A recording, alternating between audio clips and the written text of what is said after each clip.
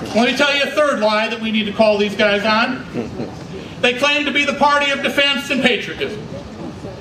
Well, I grew up in a world where I was told if you believe your government is wrong, in a representative democracy in this great country, that you had not only the right, but the responsibility to stand up and tell them they're wrong. When Democrats do it today, they are called unpatriotic, and that in and of itself is unpatriotic.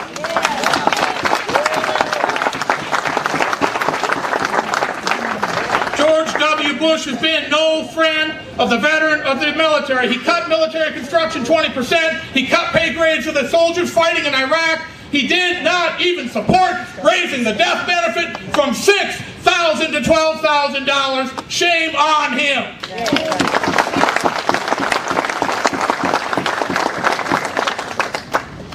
Democrats, we've got to come together as a party. This country has never been under greater assault. This country has never been more indifferent. This country has never been more calloused than under this administration and under people like George Allen, who will rubber stamp for George W. Bush because he only cares about himself, he only cares about his re-election, he only cares about becoming president, and we have to stop him in 2006 so he never has a chance to get to 2008. All right.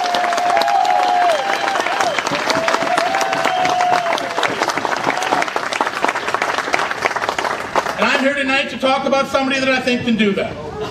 I wish Jim Webb were here. I had the honor to meet Jim Webb about 3 months ago. A friend of mine by the name of Bob Kerrey, a Medal of Honor recipient from the Vietnam War, two-term senator from Nebraska, one-term governor, former presidential candidate, called me and he said, "Steve, you got to go meet somebody." And I said, you know, "It's Bob. Who do you want me to meet?" And he said, "No, you got to meet this guy." He said, "It's a guy by the name of Jim Webb." And I had heard of him. He said he's going to run for the United States Senate, I think. I'm trying to talk him into it, against George Allen. And I said, "Bob, that's a tough one." And he said, no, go meet this guy.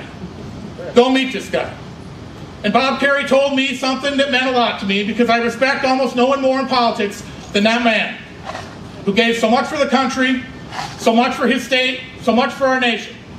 He said, "Steve, I like to look at individuals and try to gauge their worth." And he said, "I figure in every generation you get one individual that comes along that is the best of your generation." He said, "That man for me is Jim Webb." Amen. That man for me is Jim Webb. This is a man who served his country. He went to he was a Marine. He graduated first in his class. He went to Vietnam. He was wounded. He was highly decorated. He came home and he got angry. He got angry. This Democrat got angry and said, individual as a lawyer, he's done thousands of hours of pro bono free work for veterans all over the country. One particular case, he spent 6 years pro bono work for a young African-American soldier who was accused of murder, served 3 years fighting for this young man. The young man killed himself. Case wasn't over. Took him 3 more years, but he exonerated the young man. He did it for the family, and he did it because the spirit of this young man stayed with him. He's done a lot of that. He was responsible for putting the Vietnam Memorial statue in the mall. He fought for it. He thought we needed it. But then there was a problem. When the design came to him, there was no African American in that statue. And he said, if there's no African American in the statue, I don't support it. Today, he is proud to say that that statue that stands next to the Vietnam Wall has 3 soldiers, one of them African American. He's proud of that, and he should be. And we should too.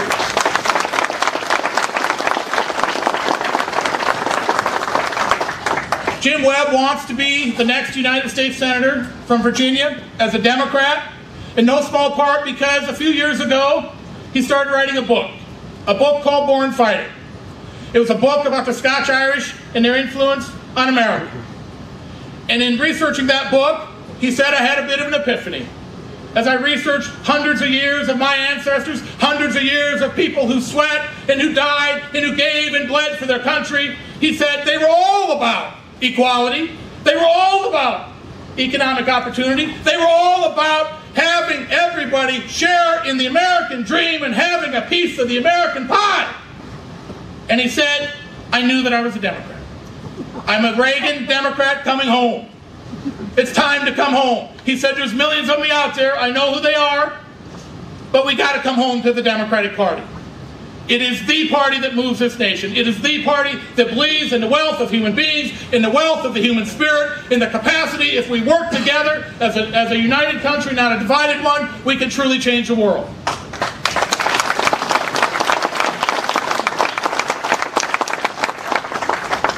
Jim announced just 3 weeks ago, 3 weeks and 3 days, on the 7th of March, he has since then, I think, compiled a very good staff. He's got a lot of Mark Warner's team. He's got Dave Saunders was Mark's rural strategist. He's there. I ran Mark's campaign. I'm helping him. We've got Mark's media team. We've got Tim Kaine's pollster. We've got Tim Kaine's scheduler. We've got Mark Warner's vote counter. He's putting together a team to win. This guy knows how to fight, and George Allen will have the biggest fight that he's ever seen on his hands if we nominate Jim Webb to beat him in November.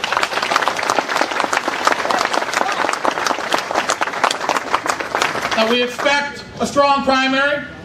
Harris Miller is a fine human being. He put himself in the line, and for that I take my hat off to him. As the senator said, it's not an easy business to put yourself in the line.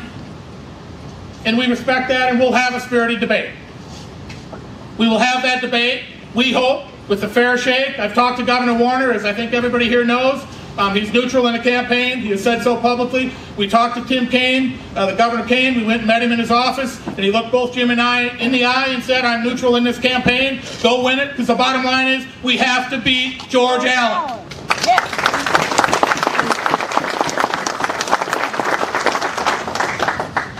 Let me just close with this. In George Allen's America, too many people are suffering, too many lives have been lost, too many opportunities have been squandered, too much hope has gone awry. That is wrong in America. George Allen should know better. George Allen doesn't seem to know better, and I think there's only one way to teach George Allen the lesson that in America, in the greatest land in the history of the world, all the gifts we've been given, with that come a responsibility to take care of our own, to take care of the least amongst us, because while Jesus did not ride in on an elephant, he did not ride in on the backs of charlatans, he did not ride in on the backs of money changers, he did not ride in on the backs of the moneyed interest, he came in with the sick and the tired and the poor and the hungry, and that's who we should be fighting for, and I believe Jim Webb will fight for.